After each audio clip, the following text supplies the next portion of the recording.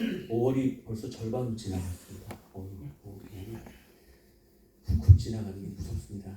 캘리포니아에서 5월에 이렇게 또 시원한 날씨들 겪고 있다는 것도 너무 신기한 일인데, 이런 이상기후를 겪으면서 오늘 또 노아의 홍수 이야기를 하려니까 또 감회가 새롭고 묘합니다.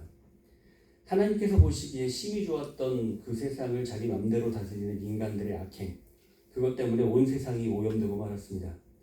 하나님의 복을 받아서 다스려야만 하는 그 세상을 자신들의 마음대로 다스리면서 악행은 갈수록 더 심해지고 더 이상 그들로 소망을 삼을 수 없는 상태가 된 바람에 이 일이 벌어집니다.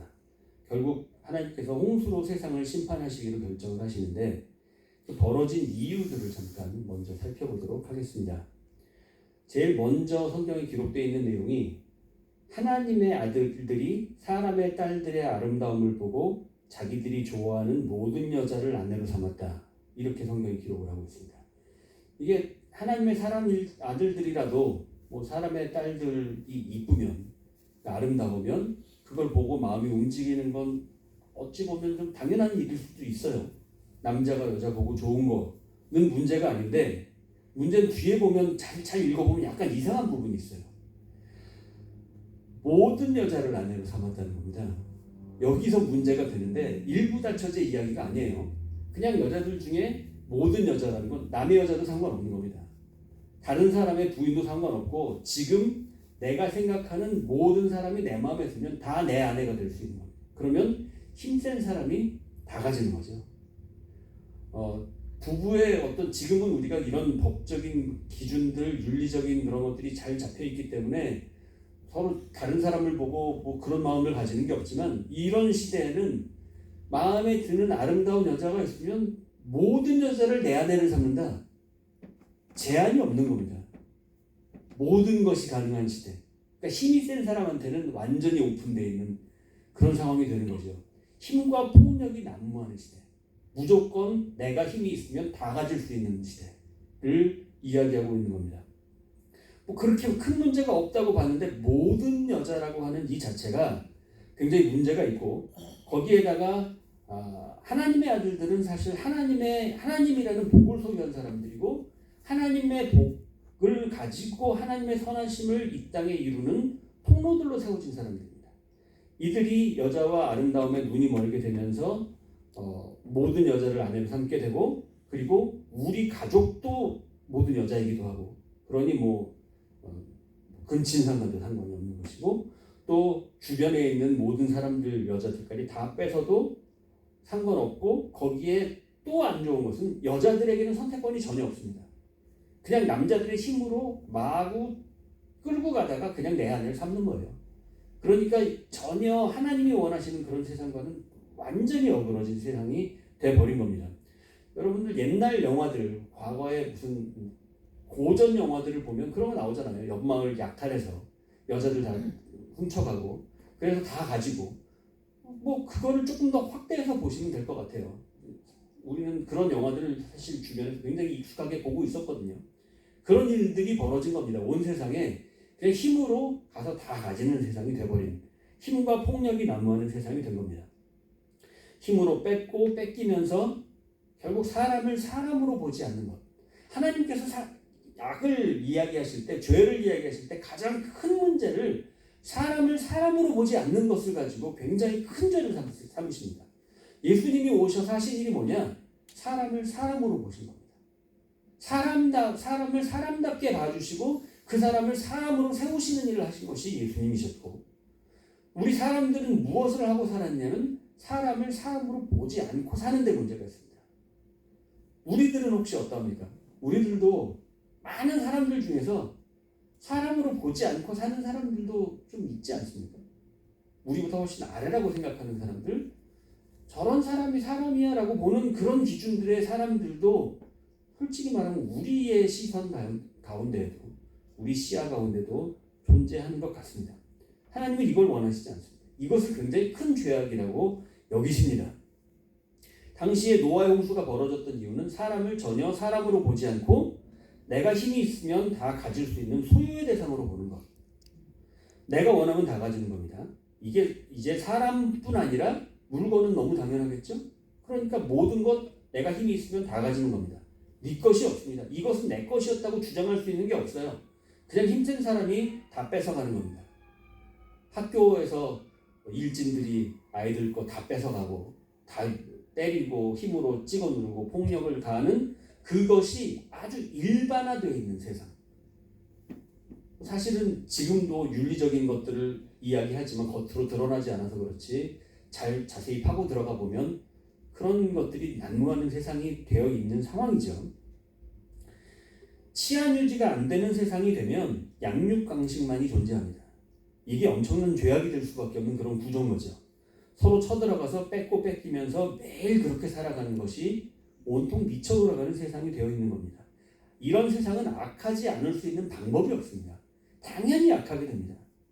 하나님의 복도, 사랑, 배려와 섬김이 자리 잡아야 되는 하나님의 형상으로 만들어진 세상이 온통 엉망이 되어버렸습니다. 이 상황 가운데에서 나의 영이 영원히 사람과 함께 하지 아니하리니 하나님이 함께 하시고 싶으십니다. 그런데 이 사람들은 하나님의 영을 함께 하고 싶어 하지 않습니다. 그래서 그들은 육신이 되었다. 이렇게 이야기합니다. 육신만 남았다는 겁니다. 사람은 세 가지 구조로 되어 있죠. 영과 혼과 육입니다. 사람을 이야기할 때 그 사람의 영, 그 사람의 혼, 그 사람의 육이 있습니다. 그런데 영혼이 존재하지 않습니다. 육만 남아있는 겁니다.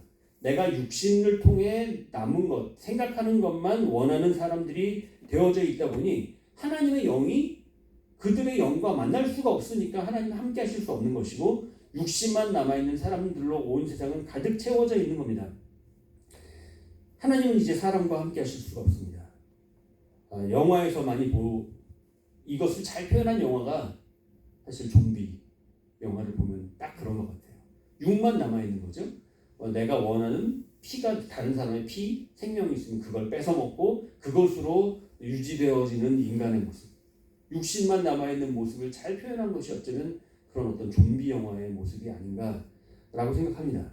이 좀비 영화에서 여러분들 혹시 좀비가 죽는 걸 보면서 가슴 아파한 적이 있으신가요? 좀비를 죽이는 것에 속이 시원해하고 다행이다라고 생각하지 좀비가 죽는 걸 보면서 안타까워하고 어떡하지 이런 마음을 가진 적이 없습니다.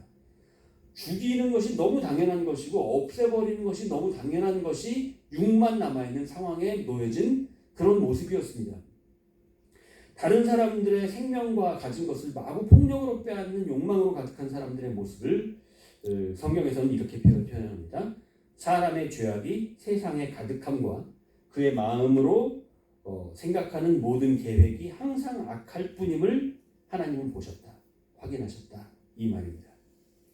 그리고 그 후에 나오는 홍수의 이유 땅 위에 사람 지으셨음을 한탄하셔서 마음에 근심하셨다라고 말합니다. 여기서 굉장히 짧게 한 구절에 나와 있어요. 한탄하시고 근심하셨다.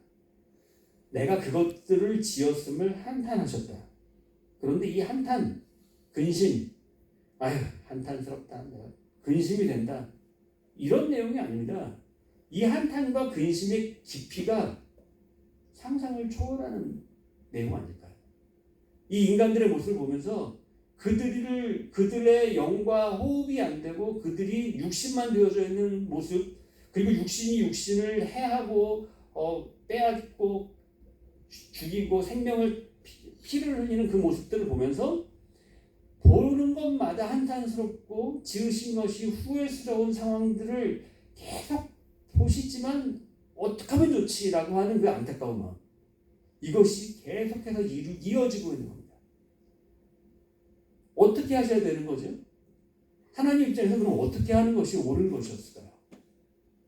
내버려둬서 소망을 삼고 좀 더 기회를 줄 때 나아질 수 있는 어떤 그런 방향성이 보이면 좋겠는데 전혀 그게 아니라 갈수록 더하고 더 상처 입고 더 사람들은 더 약한 사람들은 더 핍박을 받고 더 고통을 받고 있는 그 현실을 겪으면서 하나님은 갈수록 더 깊은 한탄과 더 큰 근심을 가질 수밖에 없으셨던 거죠. 온 땅이 하나님 앞에 부패하여 포악함이 땅에 가득하고 모든 혈육 있는 자의 포악함이 땅에 가득함으로 그 끝날이 내 앞에 이르렀다. 라고 결론을 내리십니다. 이 결론을 내리시지 않으면 육신이 된 인간들을 통해 더 큰 죄와 허물들이 쌓이는 것이고 갈수록 더 심각한 상황이 되어지는 것 때문입니다. 그 상황 가운데에서 결국 하나님은 노아라는 의인 한 사람, 결국 의인 노아를 선택하시고 방주를 지으라고 명령하시는 겁니다. 의인 노아, 이 노아라는 사람이 얼마나 의인이길래 대체 구원을 받았을까요? 그 당시에 많은 사람들은 다 악하지만 노아는 의인이길래 구원을 받았다라고 합니다. 의인, 성경에서는 의인을 이야기할 때 죄를 안 짓는 사람으로 이야기하지 않습니다.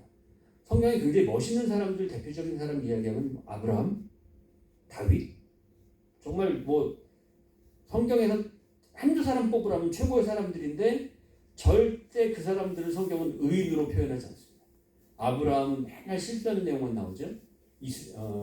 아기 못 낳는다고 이스마엘을 낳게 하는 상황들, 또 아내를 2번이나 다른 남자, 자기 목숨을 부지하기 위해 다른 남자 방에다 넣어놓고 나오는 정말 최악의 그런 모습들을 보여주는 모습이었고, 다윗은 어떠합니까? 밧세바를 뺏기 위해서 자기의 신복이었던 우리아를 죽음의 현장으로 몰아서 죽이게 하고 그것으로 좋아하고 밧세바를 취하는 그런 모습까지 있었던 사람들입니다. 그런데 그들을 성경은 의인이라고 이야기하고 있어요. 적어도 그들은 잘못을 지적받았을 때 하나님 앞에 회개할 줄 알았고 돌이켜 하나님 앞에 무릎을 꿇고 하나님의 용서하심을 간구할 줄 알았던, 그리고 그 뜻을 받들어서 살아가겠다고 하는 결심을 했던 사람들이었다는 겁니다. 노아는 의인이었으면 얼마나 의인이었을까? 죄를 안 짓고 살았을까? 사실 전혀 그렇지 않았을 겁니다. 노아도 분명히 하나님 앞에 많은 죄를 저질렀을 것이고, 그러나 적어도 하늘을 바라볼 줄 알았고 하나님과 영이 통했던 사람, 하나님과 만나고 살아갔던 사람이었다는 거죠. 우리 아는 대로 나중에 홍수 이후에 술에 취해서 아들에게 죄짓게 하고 부족한 모습도 보이는 내용, 이것은 너무 당연한 이야기입니다. 신기한 성경의 내용들은 의인 같은 사람이라고 표현되는 사람을 절대 의인으로 내버려 두지 않는다는 것. 이게 성경의 아주 재밌는 부분입니다. 굉장히 모자란 부분, 못난 부분을 강조하고 있어요. 그 이야기는 이 성경을 읽는 너희들과 똑같은 사람들이다. 이 사람들이 대단해서 의인이고 대단하기 때문에 하나님의 놀라운 일들을 했던 사람이 아니라 성경을 읽는 너희와 같은 사람들이지만 적어도 이들은 항상 나를 바라보았고 내 앞에 돌이킬 줄 알았고 회개할 줄 알았던 사람들이다 라는 걸 이야기해 주시는 거죠. 온 세상이 육신이 되어져 있는 상황, 여기에서 노아라고 어떻게 죄를 안 짓고 살았겠습니까? 그러나 하나님을 바라보고 살아가는 노아와 그 가족은 새로운 아담이 되는 선택을 받고 방주를 지을 것을 명령받습니다. 이 방주가 어떤 것이냐, 방주를 좀 알아보겠습니다. 지금 화면에서 보시는 방주의 모습이 보이십니까? 이게 실제 방주의 크기를 그대로 복원한 켄터키에 있는 방주 박물관이에요. 얼마 전에 켄터키에 1,600억 원을 들여서 이 방주 박물관을 지었다고 합니다. 옆에 저 끝에 보면 사람들 크기 보이십니까? 왼쪽 끝쪽에 저 크기가 방주예요. 이 방주를 그대로 했는데 저 속으로 들어가 보면 그 안에 3층으로 된 구조에 한 칸 한 칸에 짐승들 들어가 있고 거기에 막 짐승 움직이게 해놓고, 그래서 굉장히 잘 만들어져 있는 건데 그거 보여주면 며칠 동안 봐야 되니까 오늘 말씀에서는 우리가 생각하는 이 켄터키 프라이드 치킨에 나오는 이 켄터키의 이 방주 박물관의 모습을 보면서 방주 크기를 먼저 알아보는데, 규빗을 성경은 이야기하죠. 크기를 이야기할 때 규빗이 어느 정도냐면 항상 손끝에서 팔꿈치까지 길이를 이야기하죠. 이것을 50cm도 이야기하고 45cm 이야기하는데 정확하게는 45.6cm까지도 이렇게 정확하게 이야기합니다. 45.6cm. 근데 방주의 길이가 300규빗이라고 하니까 계산을 해보면 135m. 전력으로 달려가서 끝에 가서 지쳐서 넘어지게 생겼어요. 135m. 길이가 엄청나죠. 저 135m니까 축구장보다 긴 길이에요. 그런가 하면 넓이는 50규빗, 그러면 22.5m. 22.5m도 상당히 넓은 거리입니다. 거기에 높이가 30규빗, 13.5m, 높이가 5층 아파트, 5층 건물 정도 되는 높이인 거예요. 저 화면에 보이는 저 엄청난 크기, 미국의 시내에 갑자기 멈춰서서 한없이 지나가는 기차들 있잖아요. 저는 그게 너무 신기했어요. 운전하다 갑자기 차들이 다 서 있는데 보니까 기차가 지나가는데 끝이 없어. 대체 언제 끝나는 거야? 그리고 기다리는데 그 기차의 이 화차 용량 한 대가 지나가는 거 522 화차 용량이랍니다. 저 방주의 용량이. 그러니까 522개의 화차가 지나갈 때까지 기다리면 그날 출근 시간에 걸렸으면 출근 못하는 거죠. 그냥 무조건 늦는 겁니다. 4만 3천 톤급 선박으로 명령하신 3층 구조가 이 방주라고 합니다. 이 방주에 대해서 조선공학자들, 그러니까 배를 만드는 전문가들이 연구한 바에 의하면 길이가 135m, 너비가 22.5m, 이 6대1입니다. 6대1이 배를 만드는데 가장 완벽한 황금 비율이라고 합니다. 가장 안정적인 비율이 6대1의 비율. 그런데 이 방주가 그 옛날 거의 처음 만들어진 배일 텐데 이걸 그렇게 완벽하게 만들었다는 거예요. 뭐 이걸 노아가 알았겠습니까? 노아는 그냥 하나님이 시키는 대로 몇 규빗으로 만들어라 해서 그냥 만든 거죠. 이 완벽한 구조까지 하나님께서 알려주셨다는 거예요. 역대 최고 해일, 가장 높은 파도가 있었을 때가 30m 파도가 있었답니다. 파도가 30m 높이면 정말 엄청난 거잖아요. 이 30m의 해일이 와도 버틸 수 있는 배의 높이 정도가 어느 정도 돼야 되는데 그것이 또 방주의 높이 5층 건물의 13.5m 정도가 돼야 그런 파도도 견딜 수가 있다라고 합니다.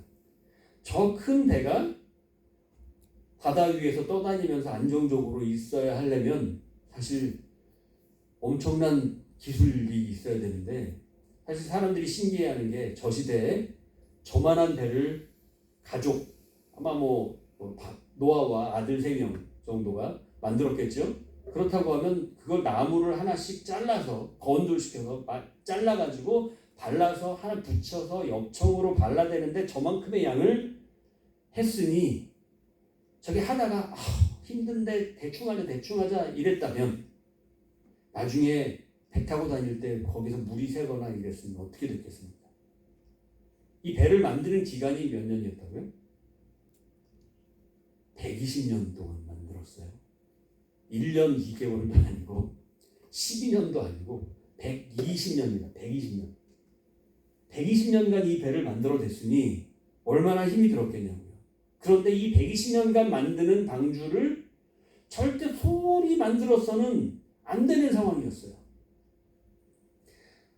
120년간 세상이 전혀 달라질 것 같지도 않고 변하지도 않습니다. 사람들 악한 것 그대로고 산 위에다가 이런 방주를 짓고 있으니까 사람들이 다 미친 사람이라고 놀려대고 노아의 가족은 완전히 왕따가 되어 있는 상태로 120년간 아무 말도 못하고 배만 짓고 있는 사람들이 되어져 있습니다. 이 심정들이 어떠할까요? 여러분들의 삶 가운데서 조금도 달라지지 않는데 나는 그냥 쳇바퀴 돌듯이 맨날 똑같은 삶으로 찌들어서 그냥 이렇게 사는 게 너무 버겁고 힘들 수 있죠. 조금도 달라지지 않는 것 같고 나아지는 것 같지 않은 그런 일들. 120년이 지나가는데 달라지는 게 하나도 없습니다. 그래서 좀 대충 살고도 싶고 가끔은 때려치고도 싶고 다 엎어버리고 싶은 세상 그런 마음들이 들지만 그런 모든 기간들 120년의 기간들 가운데서 노아 가족은 그것을 버텨내고 있는 겁니다. 내가 오늘 주어진 하루를 소중히 여기면서 최선을 다해서 살아가고 있는 거죠. 이것이 노아가 저런 엄청난 방주를 만들어낼 수 있었던 비결입니다. 이제 이 배가 다 완성이 됐습니다. 드디어 비가 내립니다. 저 모습이 터키에 있는 아라랏산에 방주가 있었던 가운데 폭 패여 있는 부분 있죠. 방주가 도착한 부분이다 이렇게 얘기하는 위성 사진이에요. 이렇게 보면 되게 유명한 사진인데 실제로 저게 방주의 모습이었는지 어땠는지 모르면 누가 딱 봤을 때 저게 방주가 위치했던 모습이다라고들 많이들 이야기를 하고 있습니다. 120년간 비가 내립니다. 그런데 이 숫자를 잘 봐야 됩니다. 120년 만에 비가 내리는 거죠. 120년 만에 비가 내리는데 7, 12, 40이 나오면 항상 우리가 성경을 읽을 때 새롭게 봐야 합니다. 성경에서 자주 등장하는 숫자가 늘 7, 7, 아니면 12, 아니면 40 이렇게 나오죠. 그건 완전수입니다. 120년 이렇게 이야기하는 완전수 중의 완전수 이렇게 이야기할 수 있죠. 완전수의 완벽함을 이야기하는 겁니다. 그러니까 하나님께서 비를 내리시기 전에 기다리셨던 기간 120년, 이것은 드디어 365 곱하기 120이 돼서 기간이 딱 끝나니까 비를 내리신 것이라는 이야기가 아니라, 하나님 입장에서 보실 때 살아가는 사람들 중에 한 명이라도 나를 바라보아서 회개하고 돌아올 수 있는 한 영혼이라도 있다면 기다리실 수 있는 최고의 기간, 그것이 혹시라도 1000년이 돼도 상관없고 10,000년이 돼도 상관없습니다. 하나님께서 보실 때 한 명이라도 올 수 있을까? 한 명도 오지 않기 때문에 할 수 없이 정한 기간을 120년이라고, 완전히 기다리신 시간이라고 이야기하는 것이지, 하나님께서 화가 나셔서 난 딱 120년만 기다릴래 해서 정해놓은 그런 기간이 아니라는 겁니다. 하나님 입장에서 끝없이 기다리신 기간, 인간을 구원하시기 위해, 인간을 어떻게든 살리시기 위해 참으신 기간, 참고 또 참으신 완전한 기간을 이야기하는 것을 120년이라고 말하는 겁니다. 많은 사람들이 홍수를 내리신 하나님을 이해하지 못합니다. 어떻게 사람들을 다 멸하고 홍수를 내리실 수가 있어? 그런 하나님이 정상이야? 라고 말하는데, 이 120년을 기다리시는 하나님의 마음을 모르고 하는 이야기입니다. 천하보다 귀한 한 사람이라도 그 한 영혼을 구원할 수 있다면 얼마든지 더 기다리셨겠지만, 그러나 온통 좀비같이 육신이 되어버린 인간들을 보면서도 끝없이 기다리시는 주님은 애간장이 타는 느낌으로 결국 비를 내리실 수밖에 없으셨던 겁니다. 40주야로 비가 내렸다고 합니다. 이것이 또 딱 40일인지도 모르겠습니다. 완전한 기간, 온 세상이 완전히 물로 덮여버릴 만큼 완전한 비가 내린 겁니다. 비가 멈추고 150일간 땅에 물이 가득했다고 말합니다. 비가 오고 150일 만에 아라랏산에 도착했다고 하는데, 도착해도 배 밖으로 나갈 수가 없습니다. 땅이 말라야 되고, 이 땅이 사람이 살 수 있는 땅이 만들어져야 되잖아요.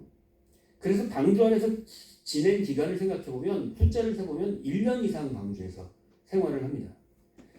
그 큰 배에 온 지구상의 짐승을 다 실었고, 그 배설물을 싼 거 다 치워버리고, 그 안에 있는 모든 짐승들을 하루에 다 음식 만들어다 먹여야 되잖아요. 세상에 이런 120년 동안 이 큰 배를 만들었다는 것도 불가사의한 일이지만, 배에서 1년간 살아가는 게 더 끔찍하지 않았을까요? 눈을 떠서 잠들 때까지 숨제도 돌려볼 시간 없이 계속 짐승들 치닥거리 하느라고 쉬어볼 시간이 없었을 겁니다.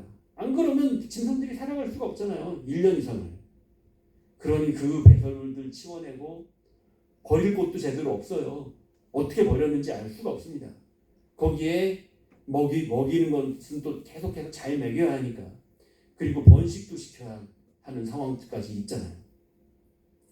이런 상황이 어디로 배가 가는 것인지, 언제가 되면 멈추는 것인지, 언제 내릴 수 있는 것인지, 도대체 이 상황에 내 의지도 없고 내 고집도 생각도 없습니다.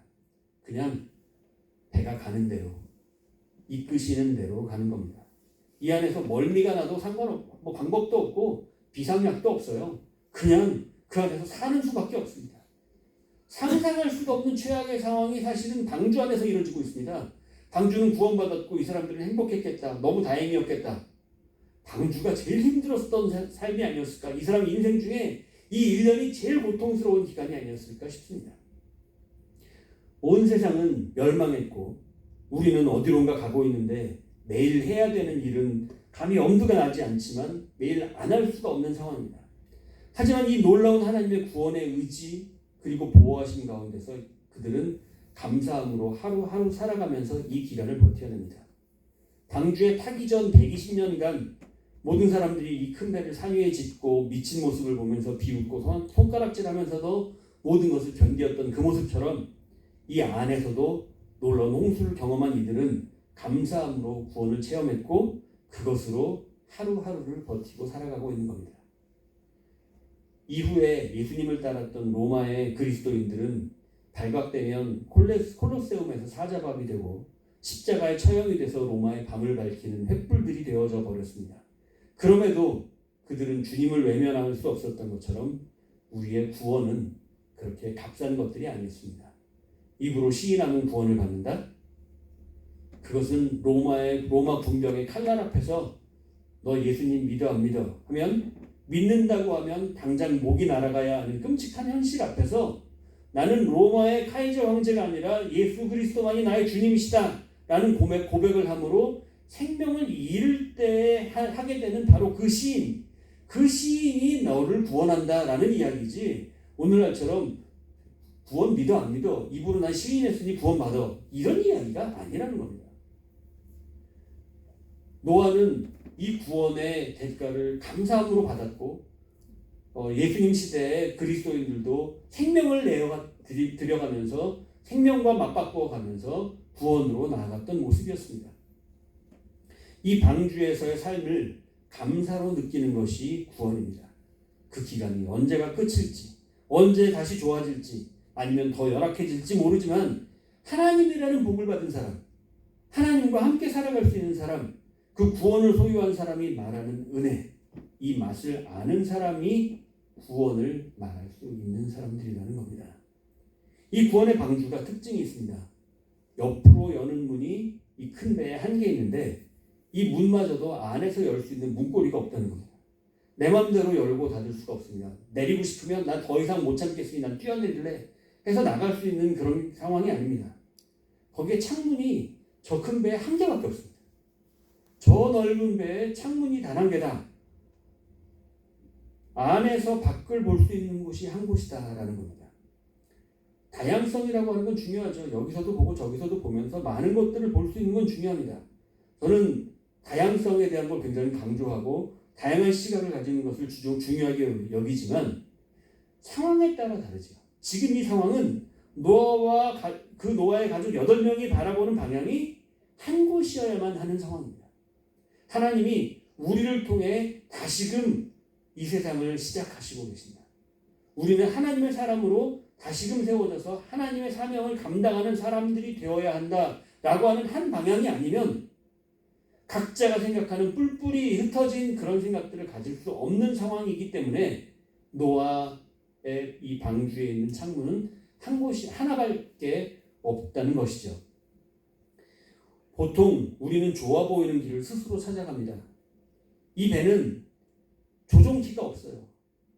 가장 배의 특이한 점은 핸들이 없어서 내 맘대로 갈 수 없다는 겁니다. 저쪽에서 파도가 오고 있으니 좌연으로 방향을 돌려. 뭐 이런 많은 이야기들을 우리는 알고 있지만 내가 돌리고 말고가 아니라 그냥 배가 흘러가는 겁니다. 그러니까 배가 아니라 나무 상자라고 보시면 돼요. 성경에 이 나무 상자, 방주라고 하는 단어가 2군데 등장하는데 딱 2가지가 등장하는데 너무 신기하게도 이 방주에 대한 이야기의 원어와 모세가 아기 때 강물에 둥둥 뛰어났던 요람 있죠? 그 띄워놓고 흘려내버린 거잖아요. 이 상자와 단어가 같습니다. 전혀 내가 원하는 대로 흘러갈 수 있는 게 아니라 그냥 나무 상자인 거예요. 하나님이 흘려보내시는 대로 가다가 어디로 가게 되는 그것을 방주라고 하고 이 나무 상자라고 합니다. 이 방주는 그냥 나무 상자였어요. 그냥 흘러가는 거예요. 내가 원하는 대로 갈 수 있는 게 조금도 없습니다. 우리는 우리가 원하는 길, 내가 원하는 대로 하고 싶어 합니다. 특히 위기에 맞닥뜨리면 우리가 운전을 할 때 앞에 위험한 일이 생기면 핸들을 더 꽉 잡고 내가 원하는 대로 움직이려고 합니다. 위험한 일이 생기면 내가 원하는 대로 모든 것을 내가 이끌고 싶어 합니다. 이것이 우리의 모습이죠. 위기가 앞에 닥치면 제일 먼저 확인하는 것이 내 통장 잔고. 맨날 봐도 달라지지 않는데 그걸 또 보면서 확인을 합니다. 대체 얼마가 있는지, 이것으로 내가 살 수가 있는 건지, 우리 아이들까지는 가능한 건지, 이 몇 푼 되지도 않는 걸 가지고 거기에 움켜쥐고 이것이 나를 살려주는 것처럼 그렇게 움켜쥐고 살아가는데, 우리가 살아가는 길은 사실은 내가 원할 수 있는 내가 원하는 방향대로 갈 수 없는 길을 가고 있는 겁니다. 하나님이 끌고 가시는 대로 흘러가는 거예요. 둥둥 떠서 가는 겁니다. 우리는 보통 내가 원하는 것, 우리가 하고 있는 일들 중에 어떤 일들을 하고 있냐를 생각해보면 저거 참 하고 싶다. 저거 내가 가지고 싶다. 저거 사고 싶다. 저거 먹고 싶다. 이러면 그걸 할 때 하기 전이 좋으십니까? 하고 나서가 좋으십니까? 뭐 먹고 싶을 때 먹기 전에 그것을 먹을 그때가 좋으십니까? 다 먹고 나서가 좋으십니까? 딱 그것을 내가 원하는 걸 앞에다 놓고 딱 뜰 때, 요즘에는 그 SNS에 사진 올 그 순간, 그 사진 찍을 때, 요 때가 제일 좋잖아요. 다 먹고 나면 속만 거북하고 배불러. 전부 다 맛이 덜하네. 이래가면서 그냥 먹고 나서는 별론데 먹기 전 내가 원하는 그것을 찾는 데 익숙합니다. 콜라 마시고 싶다. 콜라 딱 마실 때 이 목구멍에 딱 넘어가는 그 시원한 그 짜릿한 느낌이 좋지. 다 먹고 나서 트림 꺽 하고 배불러. 이때가 좋습니까? 우리는 보통 뭔가 시작하는 그 짜릿함을 찾아서 정신없이 찾고 있어요. 그런데 온 세상에 실제로 우리들을 정말 좋게 만드는 것은 끝나고 난 다음에 좋은 것들. 그게 진짜 좋은 것들이죠. 정말 우리의 행복들을 돌이켜보면 그 일을 하고 나서 좋은 것, 그게 진짜 되기 좋은 것들이더라고요. 우리가 살아가면서 여태까지 우리 인생들 살 때 마음에 안 든 것들이 있었는데 돌이켜보니 너무 완벽한 하나님의 은혜였다. 이런 것들 가득하잖아요. 그걸로 줄을 쫙 세우는 것이 우리 인생이잖아요.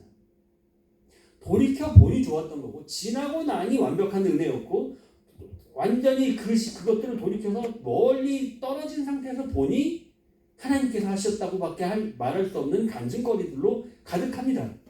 이것이 진짜인데 우리들은 지금 당장 하고 싶은 것, 내가 원하는 것, 이것들을 하고 싶어서 눈이 멀어 있고 그것들을 해나가는 것이 행복이라고만 생각하고 있습니다. 기가 막힌 그런 것들을 놓치고 오히려 내가 원하는 것이 이루어지지 않으면 불평, 원망, 짜증 이런 것들을 내세우고 있는 거죠. 이들이 이 방주에서 너무 힘들게 살아왔는데 이제 방주 밖으로 나가면서 새롭게 사명을 부여받습니다. 이 새롭게 사명을 부여받는 것이 오늘 9장에 나오는 하나님의 말씀입니다. 그런데 많이 보던 거죠. 생육하고 번성하여 땅에 충만하라. 이거 창세기 1장에 나오는 처음 아담과 하와 아담을 만들었을 때 주셨던 바로 그 사명이잖아요.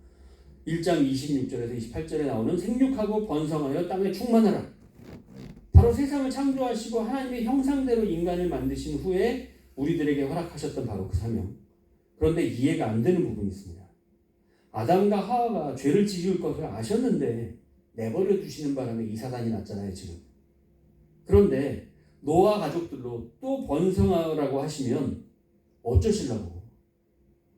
이 아담도 선악과를 안 따먹었는데도 따먹어가지고 이 문제를 일으켰는데 이미 선악과 따먹은 이 인간들을 놓고 노아의 가족들 보고 생육하고 번성하라고 하시니 어떻게 책임지시려고 이 일을 벌이시는 거냐 말이죠. 차라리 다 엎어버리셨고 홍수 치워버리셨으면 그냥 노아 가족도 그냥 없애버리시고 하나님 마음대로 사시면 되시는 거 아니? 그게 행복 아니실까? 근데 왜 이 기회를 또 주시면서 모르실까요, 이거? 노아 가족들이 그렇게 예쁘게 내 말 잘 들으면서 살 거라고 생각하시는 걸까요? 좀 이해가 안 되는 부분이 있습니다. 하나님이 좀 생각이 짧으신가? 라고 할 정도의 그런 모습을 가지고 있는 거죠. 물론 이들에게 명령을 하시는데 빠뜨린 것이 있으시긴 해요. 정복하고 다스리라는 말씀은 안 하신 거 보면 하나님 생각은 있으셨던 것 같아요. 정복해라, 다스려라 하면 그것까지 또 주면 더 큰 사고를 칠 테니까. 그런데 그렇다고 해도 이들은 정복하고 다스리겠죠. 이미 선악과를 따먹어서 하나님을 거부하는 인간들의 다스림과 정복으로 죄가 가득한 세상을 만들 겁니다. 그러면 여기서 여러분들 우리가 함께 확인할 것이 하나 있습니다. 여러분들 자녀들을 낳으실 때 이 아이가 완전히 내 뜻을 쫓아서 철저히 내 말에 순종할 것으로 믿고 아이들 낳으셨습니까? 내가 낳는 아이는 너무 착해서 내가 원하는 대로 다 해서 나중에 무슨 우리 옛날에 고전 동화에 나오는 효녀 동화들 있잖아요. 효자. 이런 자식일 거야. 내 자식은. 내 말 잘 듣고 절대 내가 속썩이게 하는 일이 없을 거야. 라고 생각하시고 자녀들을 낳으셨네요. 말 징글징글하게 안 들어먹고 한마디 하면 10마디 대꾸하고 지 맘대로 살아갈 거 다 알면서 얘네들 낳으시고 그렇게 좋아하시고 미역국 먹고 그랬잖아요. 그렇게 말 안 들을 놈을 가지고 그거 아이 붙들고 땅에 못 내려놓고 좋아하면서 잠도 못 자고 밤에 피곤해 죽겠는데 몇 번씩 깨서 우는 아이 우유 타먹여 가면서 벌벌벌 떨면서 아이들 키우시지 않았나요? 이렇게 키우면 얘네들이 정말 내 앞 속 안 새기고 말 잘 들을 거라고 생각하신 건가요? 버는 돈 온통 애들 뒷바라지에서 아이들 있는 집 보면 거기에 지출되는 금액을 보면 전부 애들한테 나가는 돈입니다. 이 아이들한테 나가는 돈 다 그렇게 뒷바라지인데 쓰고 아이 잘 되기만 바라면서 그렇게 살아왔는데 그래서 아이들이 그렇게 썩 마음에 들게 자랐던가요? 왜 낳으셨어요? 이럴 줄 모르셨나요? 그렇게 속삭이는 건 사실 상관없었습니다. 부모 입장에서는 상관없었던 거예요. 아이들 잘 커주고 건강하고 잘 자라줘서 고맙고 여전히 내 말 안 들을 거 뻔히 알면서도 자식 일이면 모든 거 소용없습니다. 이게 부모들의 바보 같은 마음이잖아요. 마더스데이를 맞이하는 어머니들 너무 잘 아시잖아요. 애가 그렇게 나쁜 짓 하고 속삭여도 그냥 아이들 편드느라고 정신이 없으시잖아요. 제 기억이 너무 생생한데 저희 젊을 때 20대였으니까 조그만 골목에 차가 맞닥뜨렸는데 저희 어머니가 그때 운전을 하셨는데 앞에 이제 차가 오니까 오지 말라고 불을 깜빡였어요. 그런데 저 안에서 남자가 막 소리를 치면서 욕을 하는 겁니다. 쌍욕을 너무 심하게 해대서 제가 나가가지고 뭐냐고 막 그랬는데 그 사람이 고개를 탁 돌리더니 창문 열고 나오는데 제 평생 그렇게 큰 사람을 처음 봤어요. 뭐 한 2m 넘고 체격은 제 2배 이상 되는 것 같은. 갑자기 제가 막 이렇게 젊을 때니까 저도 이렇게 절 꿀리지 않는 성격이어서 막 나가다가 뒤가 이렇게 흐려지더라고요. 그러면서 누가 봐도 이제 그림도 많이 몸에 그려져 있고 폼을 잡고 탁 내리는데 난처하죠. 굉장히 난처한 상황이 벌어졌어요. 그래서 당신 어머니가 이런 소리 들으면 괜찮겠냐? 라고 했더니 자기도 생각이 있었는지 문을 다시 안으로 들어가고 빨리 가라고 딱 그러더라고요. 근데 만약에 거기서 싸움이 벌어졌다. 싸움이 아니라 일방적으로 제가 맞았겠죠. 그러면 저희 어머니가 어떻게 하셨을까? 아마 어머니가 그 사람 머리털 잡고 뽑으면서 싸우셨을 것 같아요. 이길 수 있어서가 아닙니다. 어머니들이 자식이 어려운 일들이 당할 때 막아서는 모습은 그것이 내가 해결할 수 있어서가 아니라 그냥 온몸으로 아무 생각 없이 막는 게 어머니들의 마음입니다. 아버지들은 조금 생각이 달라요. 여기서 싸우면 안 될 테니까 내가 빨리 뛰어가서 경찰을 불러올 테니 그때까지만 버티고 있어. 뭐 이런 생각들 하는 게 아버지들의 좀 합리적인 생각들인데 엄마들은 그게 없거든요. 그냥 가서 붙들고 매달려서 싸워버리는 겁니다. 안 되면 이빨로 깨물고 머리 내가 얻어 터지고 막 땅에 박살이 나도 애가 안 다치면 되는 걸로 생각하시는 분들이 이 땅의 어머니들이잖아요. 그런 어머니의 마음들을 사실은 자식들은 절대 알아줄 수가 없거든요.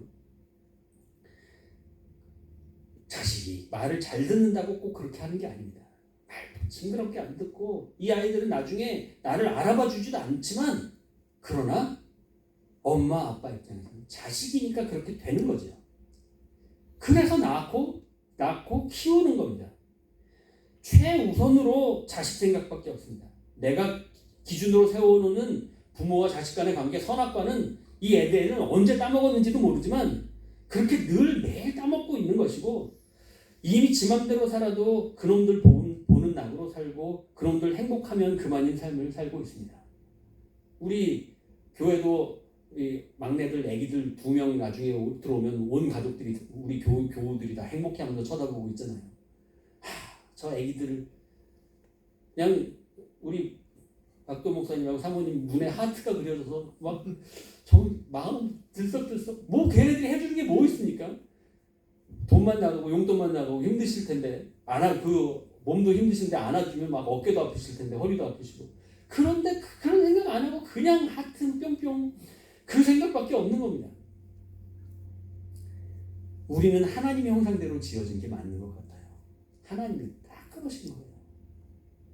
이 인간들이 자기 마음 절대 못 알아줄 것 같고 지 맘대로 다 살고 사고 싶고 그럴 것 같은데 하나님이 너무 자식 앞에서 완전 바보 같으십니다. 채통도 없고 체면도 없으십니다. 그냥 온통 자식 생각뿐이어서 생육하면 좋고 번성하면 좋으십니다. 그냥 너가 말 안 들을 거 뻔히 아는데 생육하고 번성하랍니다. 어떻게 책임지시려고.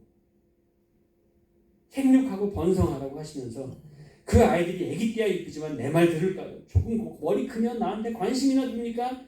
그럼에도 온통 내 자식, 내 손주에 미쳐버립니다. 우리 하나님도 딱 그런 마음으로 우리에게 말씀하십니다. 좀비처럼 60만 남은 인간들 홍수로 멸하신 것이 가슴 아프셔서 그것이 참을 수가 없으셔서 지으신 것을 한탄하신 것 그 이상으로 그 못난 것들 못된 것들 치우신 것이 더 가슴이 아파서 오늘 그 사람들을 놓고 약속하시는 겁니다. 내가 다시는 그러지 않을 거야. 내 다시는 홍수로 너희들을 멸할 일이 없을 거야. 절대 내가 앞으로 그럴 일이 없을 거다. 내가 언약을 세운다. 무지개를 봐라. 저 다양한 7가지의 색깔. 저 무지개의 모습으로 너희의 그 다양한 모습을 내가 다 인정할게. 너희끼리 서로 사랑하면서 조화를 이루며 살아가면 난 그걸로 행복해. 제발 서로를 해하고 짓밟고 죽여가는 그런 삶은 살아가지 마. 피를 보이는 일들을 통해서 그 피는 너희 여기서 오늘 성경에서 피를 보이는 사람은 그 사람 피로 대가를 치러라 하고 무서운 이야기를 하시지만 그 말은 죄를 지으면 그 무섭게 벌을 내리겠다가 아니라 이 이야기를 하심으로 서로 해하지 말고 살아가는 기준을 세워주시는 거잖아요. 서로 다치고 살아가지 말라. 서로 짓밟고 살아가지 말라는 사랑의 말씀을 해주시는 겁니다. 제발 그렇게 살아가지 마. 내가 저 무지개로 이제 언약할 테니 다시는 너희를 홍수로 멸하지 않으마. 너희의 혹시라도 너희가 다시 최악의 상태를 만들고 만약 너희가 조금도 변하지 않는 60만 남아있는 그때가 온다면 그때가 되면 내가 책임질게. 너희 죽이는 대신 내가 죽으마. 내가 대신 죽을지라도 너희를 구원할게. 그리고 이 땅에 그 거룩하시고 완전하신 하나님이 시간과 공간과 물질의 제약을 받는 성육신 사역으로 십자가를 지시는 것. 이것이 바로 무지개의 언약입니다. 이 놀라운 사건 이후에 지금 2000년이 지났습니다. 인간의 역사는 온통 죄악과 허물로 가득하지만 그 가운데서 주님은 하늘을 바라보는 소중한 한 영혼 그 영혼들을 찾으시고 구원하시고 오늘도 그들을 향해 못 박히신 손을 내밀어 붙들고 계십니다. 전혀 의롭지 못한 우리를 의롭다 칭해 주시고 죄와 허물로 얼룩진 우리가 회개할 때 그렇게 그거 가지고 기뻐하시고 행복해 하십니다. 우리는 겨우 사랑의 마음을 파더스데이로 잠깐 부모님께 고백하지만 아이들의 꽃 한 다발, 선물, 현금 봉투 그걸로 그동안의 사랑과 헌신을 바꿀 수 없다는 것, 어디 견줄 수 없다는 것을 잘 알고 있습니다. 그런데 그거 받은 부모들은 그거 가지고 그렇게 기뻐하고 행복해하면서 겨우 365일 중에 하루 가지고 뿌듯해하고 그거 받은 선물 SNS에 올리고 주변에 사람들 지인 만나면 이번에 우리 자식들이 이거 해줬다 팔불출처럼 서로 자랑하느라 정신없는 그런 모습으로 살아가는 우리의 모습을 봅니다. 이 모습 가운데서 우리 하나님의 마음을 조금 아실 수 있겠습니까? 그토록 잘났다고 내가 알아서 내 잘난 맛에 산다고 큰 소리 치다가 작은 어려움 닥치면 쓰러져서 죽고 싶다고 하는 우리에게 주님은 이제 말씀하십니다. 두려워하지 말아라. 내가 너를 지명하여 불러나니 너는 내 것이라. 나는 너의 하나님이야. 내가 너의 하나님이 될 거야. 네가 생각하는 그 든든한 엄마 아빠와는 비교할 수도 없는 바로 너의 하나님이 나란다. 두려워하지 말아라. 내가 너를 도와주리니 놀라지 마라. 너의 손 내가 잡아줄게 말씀하십니다. 그리고 확언하십니다. 내가 너를 보배롭고 존귀하게 여기노라. 너를 사랑하는 너의 하나님 여호와의 말씀이니라. 노아의 홍수는 징벌인 것 같았지만 사실 우리에게는 새로운 기회였습니다. 그리고 우리를 120년간 참으시고 끝없이 기다리시고 사랑하시고 또 믿어주시는 크나큰 사랑의 표현이었습니다. 주님이 이 사랑으로 우리를 지명하여 부르고 계십니다. 그 사랑에 응답하면서 주님의 그 사랑을 붙드는 거룩한 주의 백성들 되시기를 주님의 이름으로 축원합니다.